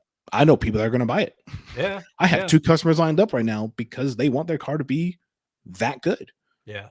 There you go. And now, you tell someone, hey, spend $1,000 on sound deadening. It's almost like, oh, that's it. Oh, that's great. Oh, yeah. You know, and I know like when I first started WaveForm and I put $1,250, people were like, wow, that's a lot of money, and I talked to some friends beforehand. I was like, I have to travel costs. I'm not making much. Like I can't be in the negative all the time. Right. And that's why my prices is. But nowadays, dude, honestly, I actually had one dude. I'm actually going to tune tomorrow. I wasn't supposed to, but he wanted me out there like next day. And I named the price, just the amount. And he was like, oh, that's it. I was like, you were like, I should have asked for more. And I was like, okay. And it's just like, I think there's once other people start doing it, then it just starts becoming the norm, if you will. Maybe just inflation starts coming. That's how inflation starts. Yeah. But I mean, I think the new Supremo line is supposed to be well into the thousands from Morel, like well into it. Yeah. And it's like, are you really noticing that big of a difference between the Elite Carbon Pro and that new Supremo line? Maybe, I don't know. Yeah. But it's like, I have heard many people be like, oh, I can't wait to get them. And I've heard it's like well above 5,000 for this 3-way. I'm like, yeah, that's yeah, it's just like it's interesting to me. I wonder why that is. I mean, like you're saying, you think it has something to do with social media. I'm just surprised that number of people can afford that. But and I also kind of wonder if the death, because so DIY mobile audio was social media, and that was before like Facebook really took off, and DIY mobile audio stayed around for, I mean, it's still there, right? But I mean, around like 2012, 2013, 14, it really started dying off. And I was like a moderator there for a while, so I definitely know. Yeah. But even up until that point, a lot of people were still trying to go the budget route. So it's interesting to me because I've been on the outside of car audio for the last 5, 6, 7 years. Yeah. I mean, I'm still doing it, but I'm on the outside of it. Right. So it's interesting to me when I go to these shows and everybody's running big rig systems. And I'm like, damn, it wasn't like this, 10 years ago. It was a lot of people with more budget friendly systems. And even back then, people were bragging more on, look how little I spent. I tuned it myself. I built everything myself. And I was like that for the longest time. Like I was really proud of the really shitty work that I was doing. I remember showing up to finals in 2010 after I had built new A-pillars. Yeah. And I had Steve Cook come over. And Steve had only been competing for like maybe a year. I don't even know if he started competing yet. But I knew who Steve was because he was around at local events. So I had him come over and look at it. And he goes, oh, you got to bring this by the shop. Like it was so bad. He was just disappointed in me. And I was like, oh man. Did Cook have that monotone face and voice that he always does? Like, bring it to the shop. Yeah. If anyone knows Cook, he has like no expression until like a random smile he'll throw out. To this day. And I hope they watch this and I hope they hear me see this. To this day, I pride myself on making 2 people laugh and smile. It would be Mick Wallace and Steve Cook. If I can make either one of them like laugh and smile, then I'm like, oh, I'm good. Like I'm good for a month. Dude, Mick is hilarious. Mick is so dry. He's so dry, but if you pay attention to what he's saying, like that's one funny dude. Yeah, very, very deadpan. Yeah. No, Mick is good. He's a good guy though. At finals, I actually got a hug from Cook. And he said he was proud of me. I was like, oh, Dad? Good job, man. Yeah, that's awesome, man. It was cool. Like Cook is great people, and same thing with Kevin Keane and all of those guys. Yeah, man, there's so many. That's just so good people. That's what I've tried. Okay, so around like 2007 through about 2011, I would have 1 or 2 get-togethers at my house every year. Oh, that's cool. And it went from having like 10 people to as many as 40 people. And then my daughter was getting a little bit older, and I was like, I don't know about having all these random people over my house, so maybe we won't do this anymore. And then Jason Bartholomew had started having his get-togethers in North Carolina, maybe a little bit before that, but that was when I started going to those. And I miss going to those. If there's any event that I could go to in the year, it would be Jason's meet. Honest to goodness, man, I miss going to those. The camaraderie in car audio is like nothing I've ever experienced before. Yeah, it's huge. Fantastic. Yeah. But how much you gonna try to make it to that show? I can't, man. I'm taking my daughter to these YouTube kids are doing. It's so weird. So there's these like kids on YouTube who she's gonna go see, and I bought her tickets to go see those kids. That's cool in Nashville. But I'm just like taking you to see YouTube people. And I'm like, well, I don't know. I got a YouTube channel and people watch it, so I guess I can't judge. But anyway, long story short is I miss having that camaraderie from car audio, and I'm trying to do that home audio. So I teamed up with a local shop here in Huntsville in January, and we had like 40 people show up to it, man. It was just people coming out, hanging out, talking, listening to some home audio systems, and we're already planning on doing it in the middle of June. I think I got to get the date settled. So hopefully it'll be like a twice a year kind of thing. Dude, that'd be sick. Yeah, that'd be awesome. Yeah, I love those DEMA meets. I was exposed last year to it in February, up the one in Virginia. Oh yeah, Ian's. And it actually wasn't Ian's. It was in February. I think Ian's was later. And it was the very first time, and I just had the most fun ever. Because there were no judges. There was none of this like, oh, well, did you hear this one triangle that's like 2 inches from the singer that their head, they scratched a certain way? Did you not hear that in that recording? I'm like, nope, I don't. Shut up. I don't care. Yeah, just how does your car sound? Like, does it sound good? It was just like a whole bunch of people having fun. And me and Mike Myers were there. And him and I just looked at each other like, we're going to help people. And we did. We just took our laptops out and just started like helping everyone around, and everyone's like, oh dude, thanks so much for like making my car better. I was like, yeah, like, how much I owe you? I'm like, nothing. Like, I didn't do much. I was just making small little tweaks that I know could help you out. That was like very apparent to me. It took me half a second. Yeah, and it was just fun, like me and Mike just like going back and forth and just doing that. It was just a lot of fun. I miss that aspect of being able to sit in the passenger seat with somebody in their own car, and with my laptop, like say, okay, this is the thing that I heard when I was listening. I want you to listen for this specific thing. Do you hear that? Of course, you're guiding them into hearing it. But when they're new, they don't know what to listen for, right?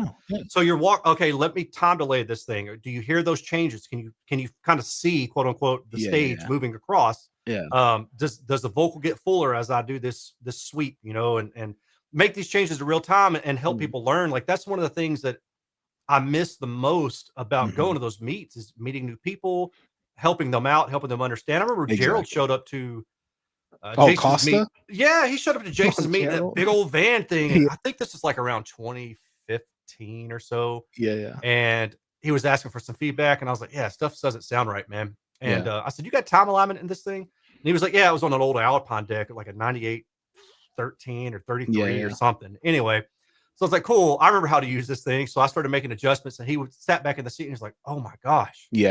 I didn't know it could sound like that. I was like, dude, this is time delay. Like, now, here you go. This is how you go, Gerald. Yeah, I remember when I tuned Gerald's van, and he said he's like almost started crying. He's like, I didn't know it could be this good. Yeah, and I was like, yeah, dude. It was just Gerald's a hoot. And if anyone hasn't met Gerald, I love Gerald. He's so funny. Did you wind up telling him like, yeah, dude, and you'd have to pay $5,000 for cables that were different lengths? Don't get me started with cables and Gerald.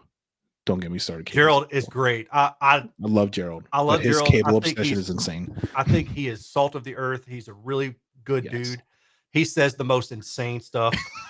He'll reply to my videos sometimes, and I'm like, if I didn't know that it was Gerald, I would just be like, this guy's insane. But I know it's Gerald, 100%. And I'm like, all right, like I'm listening. Like, you got my attention. I'm gonna pay attention to you. Yeah, Gerald, I love you. You are insane, but I love you for it. Yeah.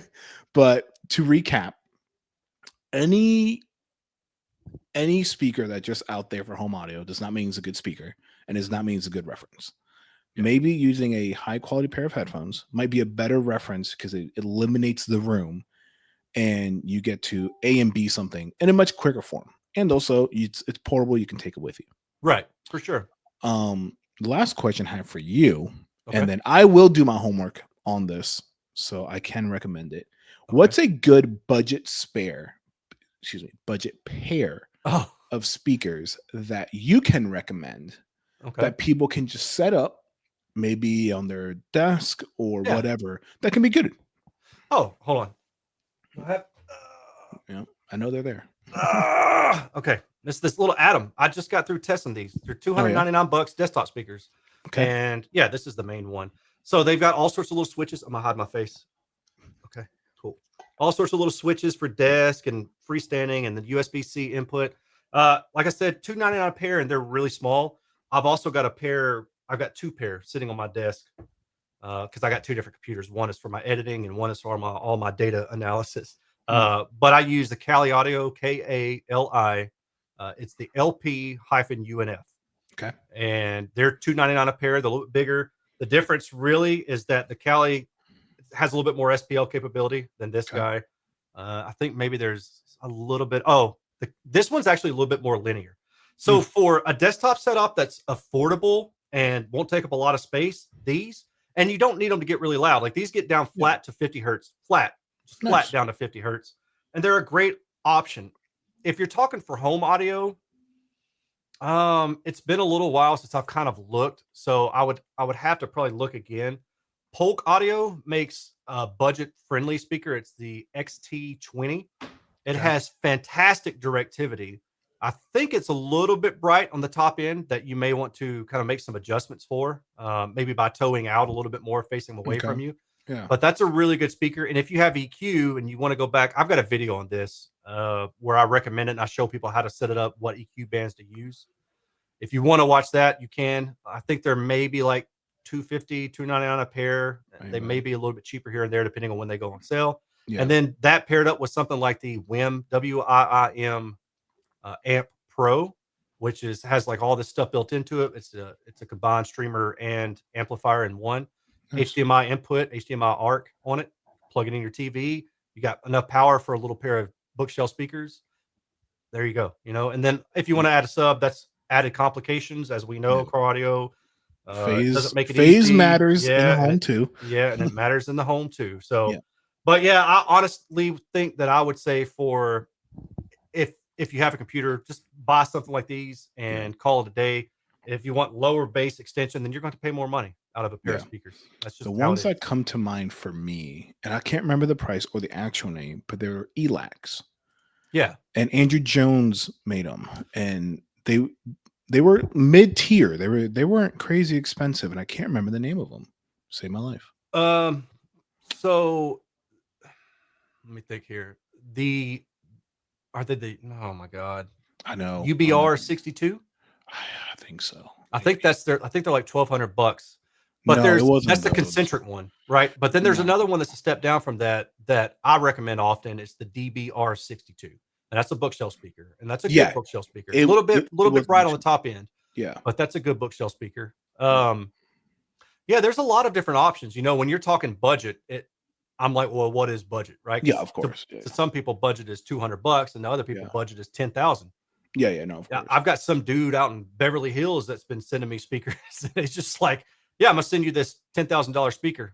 I'm like, oh, okay, cool. Like, I'll review it. I got no problem doing that. I got it. Yeah.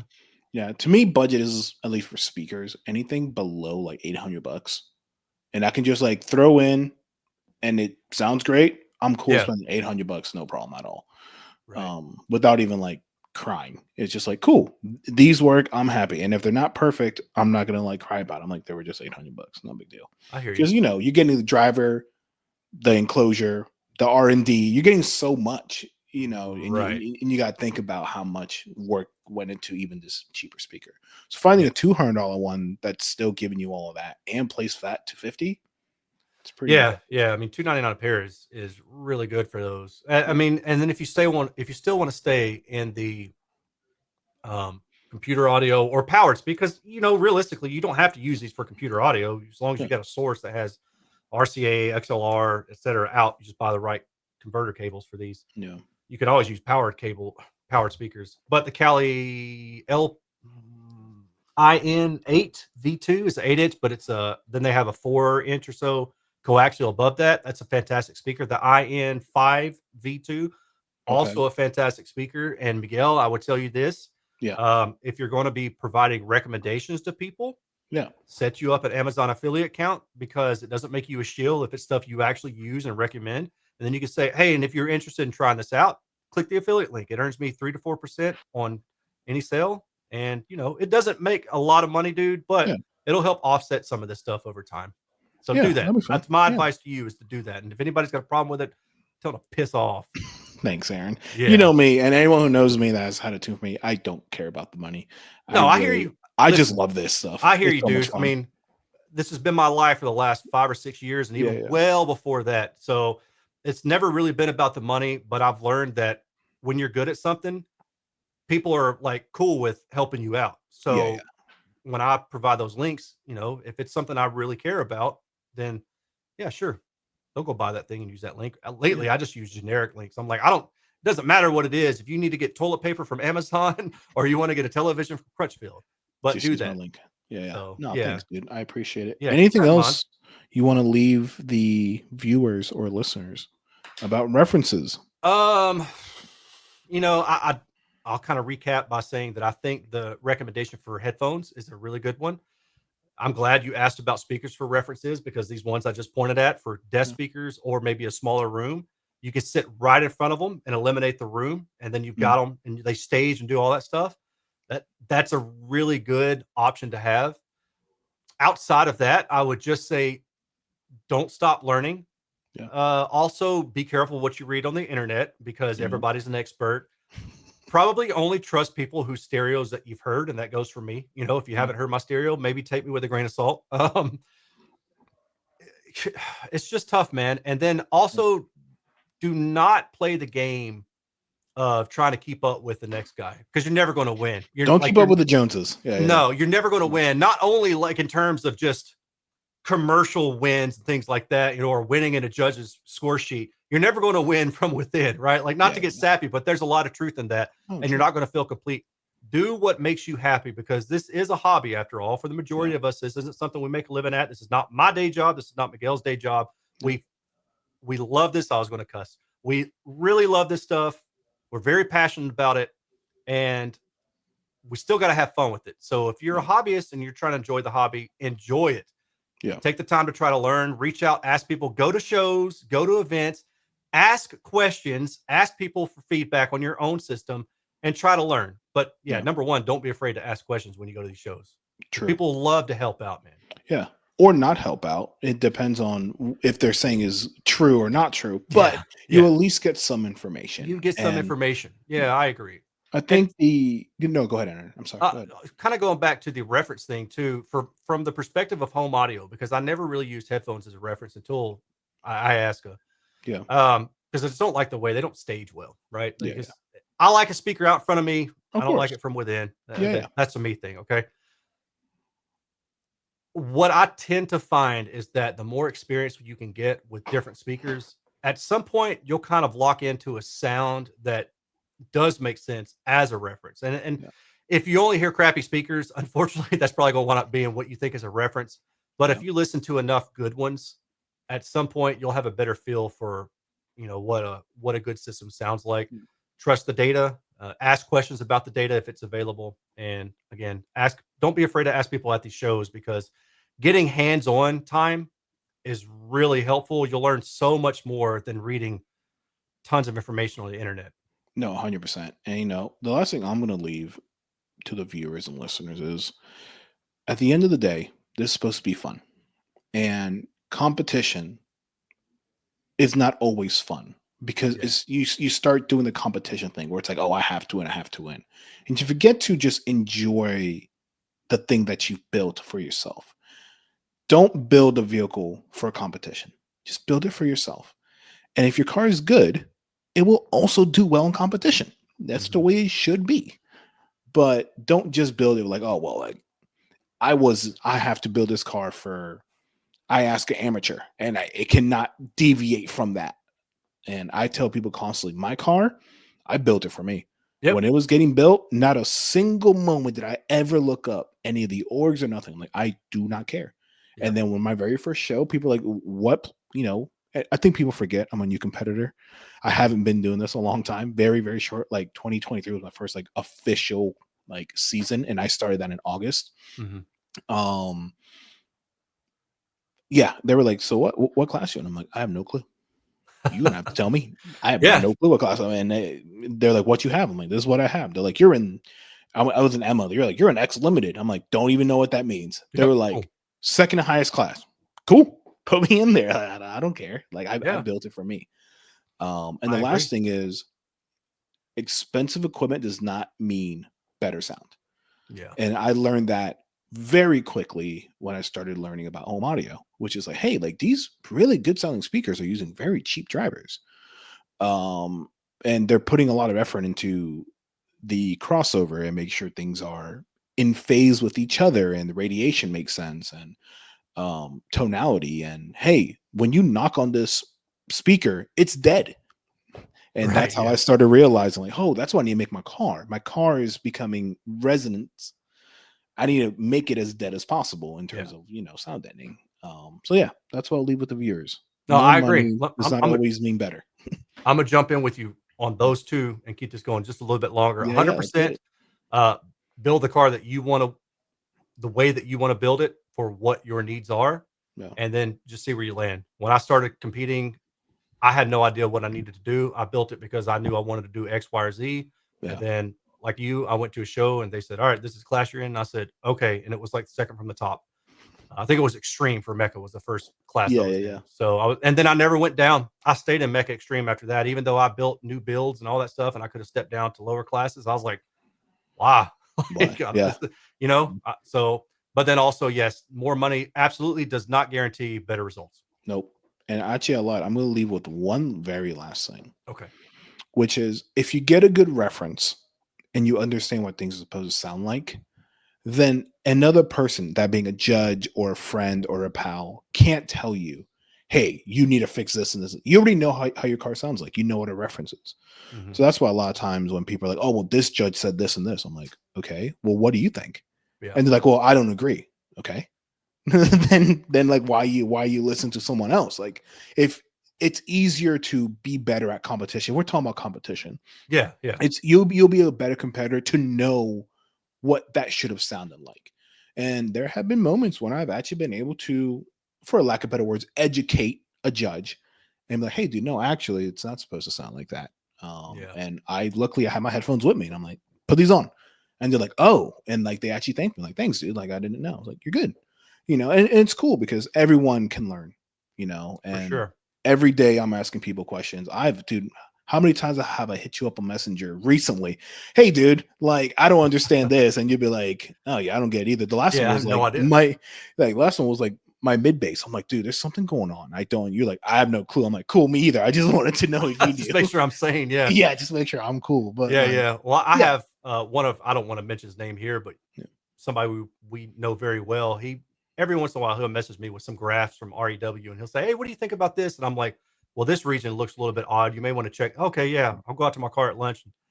He knows who he is too, but like, that's cool. And then sometimes I'm like, I'll just be like, dude, how's it sound? Because it looks all right to me. He's like, yeah, it sounds all right. And I'm like, yeah, I wouldn't touch it then. Yeah, 100%. And like, but yeah, you. Sorry, go ahead. No, go, please. One idea in the future might just be telling stories of how many times we've done something wrong because somebody told us to do it this way. Or I still remember Steve McIntyre, and he was a competitor a while back, and he was telling us one weekend that he went to a show on Saturday and got some feedback, and then went to a show the next day because this was on a Sunday up in Murfreesboro, Tennessee, at the Vinny, I think it was, and same judge. Same car, no difference in the tune. Gave him 5-point different score. Wow. And he was just like, dude, I don't know.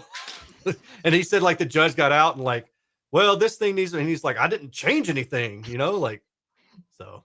It happens. Yeah, there you go, man. Power of persuasion. I guess. Where are we at? An hour 40. Let's just keep it going. We're just talking, man. Yeah.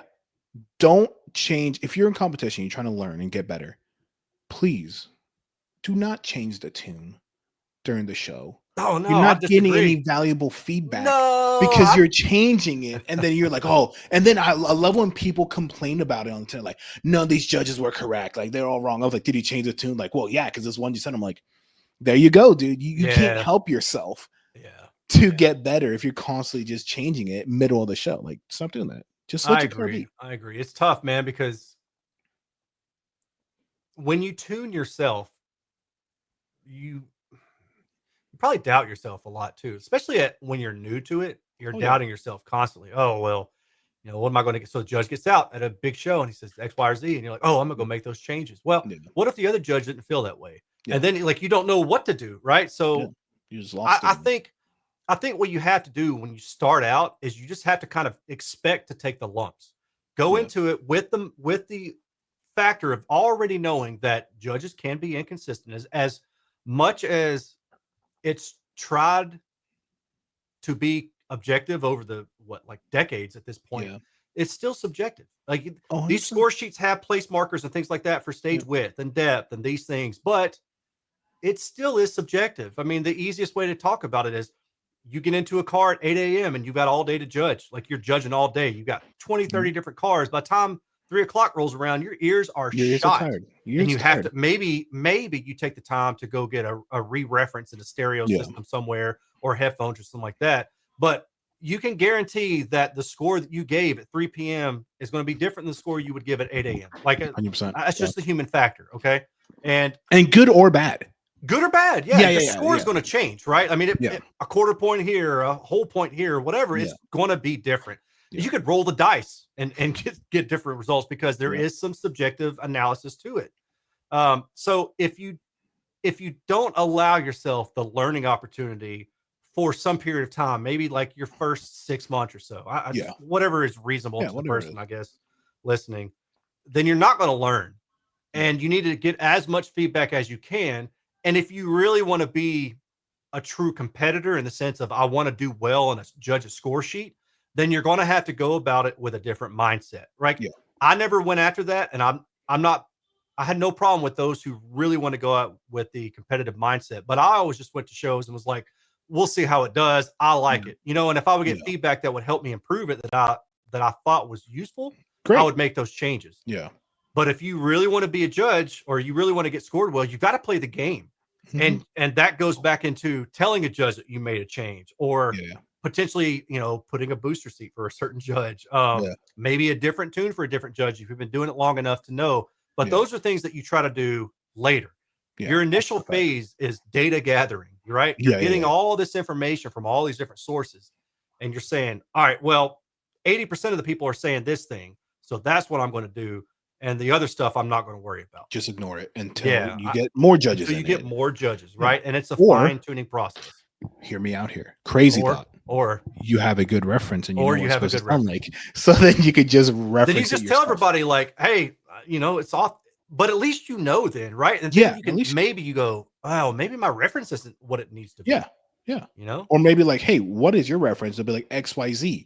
And you're like, oh, is Yeah. that better or worse? And there's data on the internet that you can figure out, like, hey, was my reference not good? Or blah, blah, blah. And the other thing is, and I know you know this just as well as I do because of our backgrounds, biases exist unconsciously. Oh, yeah. And because of that, no human point blank can have just an objective get in the car and have zero bias. It's just impossible. They might see this one thing and unconscious is going to be a bias. Like, oh, like for me, if I see a mid-range and an A-pillar, I already automatically have a bias against it. Even though I try to be objective, I'm like, oh, like the image is not going to be the way I want it because I'm having all these different reflections. Yeah. It's what it is. Way. I know it's true. I know and that's why I won't say I won't ever be a judge, but like people have asked me, I'm like, no, I'd rather not. Dude, being a judge is hard. Oh, it's dude, so I can imagine. hard. It's super stressful too. Like the guys that do it at these big shows, I've never done a big show. I've always done like the local shows, but man, the guys who do it at the big shows, props to those guys. I don't know how, and then they had to deal with the people like us who are complaining about their assessments, and their judge sheet. So, dude, for the most part, I try not to complain. I'm just like, whatever. Especially during it, dude. I've seen people like get mad at judges. Oh, I'm just like, bro, chill out, dude. It's just 2-channel audio. Yeah, no, that's not the time to do it. I get that some people have stuff on the line, like people who have shops, they have something on the line for it. Yeah. But if you're a hobbyist and you're trying to do this from the perspective of like just hanging out, having fun, improving your stereo, it shouldn't be that serious. Because at the end of the day, here's what I remember looking back on all the years I went to finals and everything. Yeah. The stuff I remember that stands out are after the event, hanging out with my friends, talking, saying our goodbyes. But as far as like who got what, the stuff that I remember are the people who bitched. That straight up, dude. As soon as I start talking about that, there's two very specific instances where I remember a team acting very bad. Clifton might know what I'm talking about. Acting very bad at a couple finals, and it was like, yo. So yeah, that's probably what you'll be remembered for. So don't do that. Yeah, don't be that person. Yeah, don't be that person. It's fine. It's 2-channel audio and that in a car. Yeah, it's fine, guys. It's fine. It's just music at the end of the day. Supposed to be fun. It don't it's always have supposed to be fun. Yeah, definitely be stressful. But talking about objective or subjective bias just from seeing the cars. I mean, I went through. Man, it's probably 15 different builds in a car that was 13 years old, and sometimes I would hide the speakers just because when I got in my own car, if I saw the speakers, there was something about the soundstage that I was already expecting to hear. Yeah. So and then when I hit them, it was like seeing the speakers, the soundstage is where the speakers are. When I 100%. Don't see the speakers, boom. Your imagination can just go wild. Yeah, for sure. No, dude, I agree completely with you. Maybe we'll have another podcast talking about that. But I think worth it. Yeah, I think for now, I don't have anything else. Me either, man. I'm gonna go eat some cookies and some chocolate milk. Nice. Thank you for being our first guest on WaveForm. Yeah, dude, I'm happy to do it, man. Dude, I appreciate it. You've been a long friend of mine. I was like, who's the first person I want on here? And I thought about Clifton, but I don't like him that much. Oh, he's a douchebag. I was like, I don't like him. Yeah, so I was like, Aaron has to be the man. Also, big shout out to Clifton. Thanks, dude, for doing this. Because I don't know how to do it. And he was like, I'll take care of it, dude. That's awesome. You and Aaron just hang out. So thanks, Clifton, for doing the background. I will learn myself here shortly on how to do this, but thank you ahead of time. Are you still there, Clifton? Let me see. He's still there. Hey, dude. Thank you. We love you, Clifton. Love you. Much love, dude. Aaron, thanks, dude. Yeah. Catch you guys later. Yes, sir. Bye. Don't go anywhere. You gotta stay where you are.